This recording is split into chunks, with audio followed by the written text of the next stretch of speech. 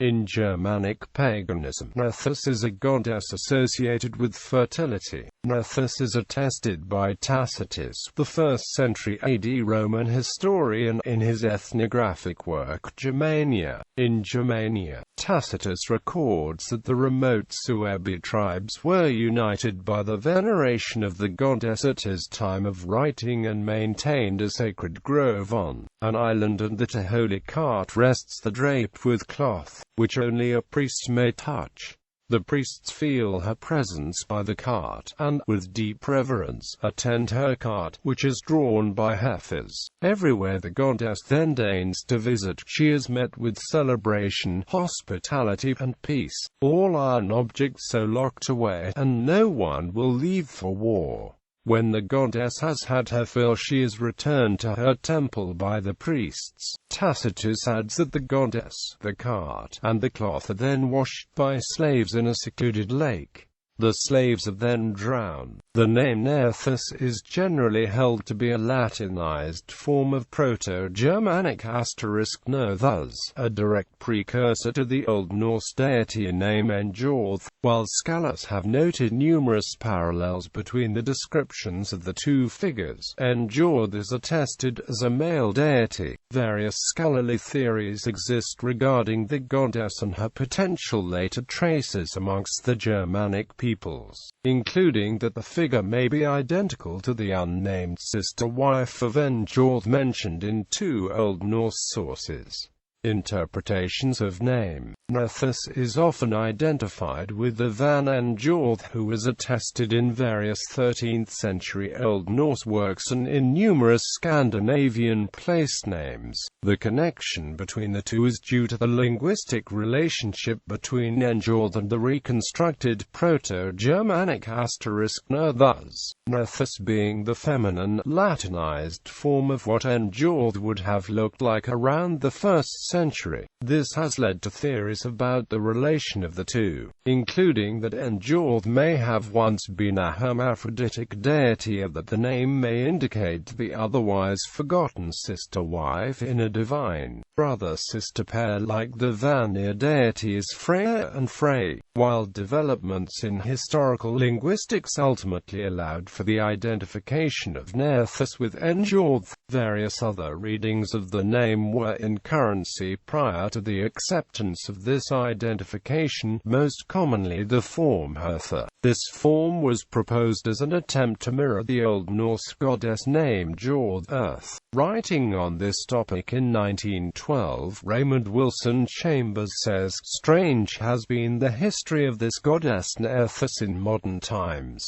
16th century scholars found irresistible the temptation to amend the name of Mother Earth into Hertham, which 19th century scholars further improved into Hertam Ertham. For many years this false goddess drove out the rightful deity from the 40th chapter of the Germania, up until its superseding the name Hertha had some influence. For example, Hertha and Herthase play major roles in German novelist Theodor Fontaine's 1896 novel Ephebrist, Germania. In chapter 40 of his Germania, Roman historian Tacitus, discussing the Suebian tribes of Germania, writes that beside the populous Semnons and warlike Langobardi, there are 7 remoter Suebian tribes: the Riudigni, Avions, Anglii, Verini, Eudoses, Suarines, and Newtones. The 7 tribes are surrounded by rivers and forests, and, according to Tacitus, there is nothing particularly worthy of comment about them as individuals. Yet they are particularly distinguished in that they all worship the goddess Nerthus, and provides an account of veneration of the goddess among the groups.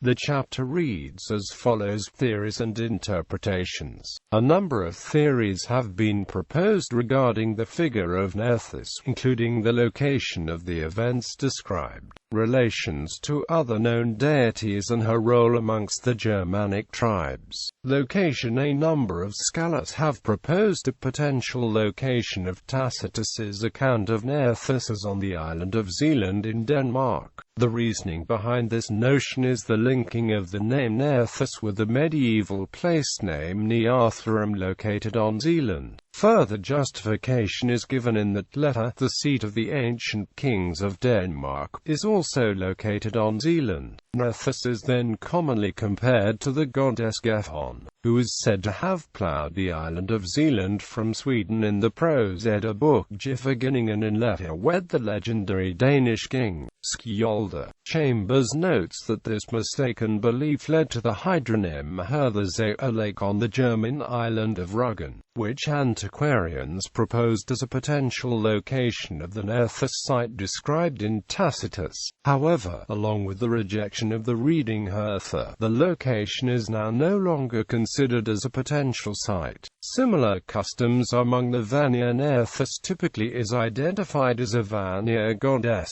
Her wagon tour has been likened to several archaeological wagon finds and legends of deities parading in wagons. Terry Gunnell and many others have noted various archaeological finds of ritual wagons in Denmark dating from 200 AD and the Bronze Age. Such a ceremonial wagon, incapable of making turns, was discovered in the Oseberg ship find. Two of the most famous literary examples occur in the Icelandic family sagas. The Vanir god Frey is said to ride in a wagon annually through the country accompanied by a priestess to bless the fields. According to a late story titled Haugstad Hebreger in the 14th century Flat-Eye Jarbok manuscript, in the same source, King Eric of Sweden is said to consult a god named Light-Ear, whose wagon was brought to his hall in order to perform a divination ceremony. Hilda Davidson draws a parallel between these incidents and Tacitus's account of Nerthus,